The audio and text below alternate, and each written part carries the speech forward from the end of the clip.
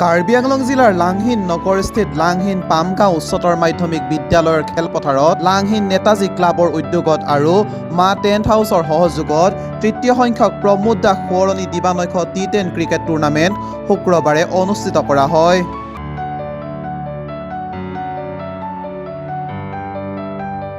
উক্ত খেলৰ শুভ উদ্বোধন কৰে লাংহিন আঞ্চলিক বঙালী সমাজৰ সভাপতি পিনাক পানীদেৱে। প্ৰথমখন খেল অনুষ্ঠিত হয় লাংহিন ৰাইজিং ক্লাব বনাম চামগুৰি ক্ৰিকেট দলৰ মাজত।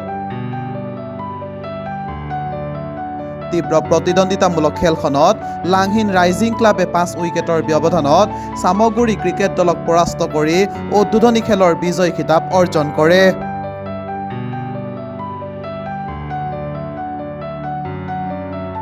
আনহাতে দ্বিতীয়খন খেল অনুষ্ঠিত কৰা হয় দকমকা ক্ৰিকেট দল বনাম পাৰখোৱা ক্ৰিকেট দলৰ মাজত। দ্বিতীয়খন খেলত দকমকা ক্ৰিকেট দলক পৰাস্ত কৰি পাৰখোৱা ক্ৰিকেট দলে বিজয় খিতাপ অৰ্জন কৰে।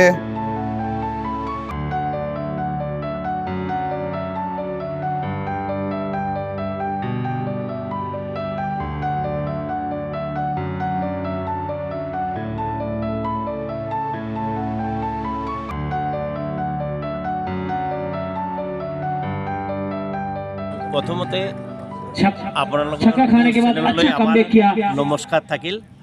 गेंदबाज ने आकाश बरदলৈ এই বছৰৰ Rana Singh Pramod Das memorial T ten cricket tournament Samaguri की टीम তাৰে काफी আজি আমাৰ चिंतित दिख रही है इस विकेट के गिरने के बाद। उद्বোधनी मैच हालांकि नया बल्लेबाज आए क्रीज पे काफी लंबे करके देखना काफी दिलचस्प होगा। আৰু বৰ্তমান উদ্বোধনী মেচ চলি আছে। উদ্বোধনী মেচত লাংহিন ৰাইজিং ক্লাব ভাৰ্চেছ फिर से उठा के खेलने की प्रयास দলৰ एक মাজত ही रन मिल पाएगा।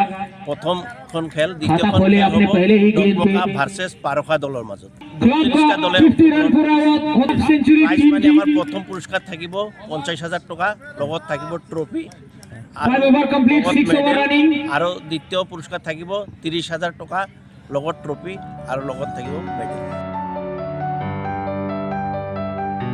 ব্যুৰ' ৰিপৰ্ট নিউজ টালব অসম নৰ্থ ইষ্ট।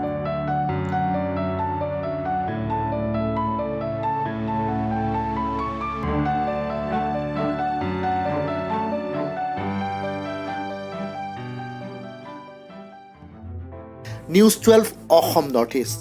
যাত্ৰা আমাৰ অবিৰত, সংকল্প অপ্ৰতিৰোধ্য।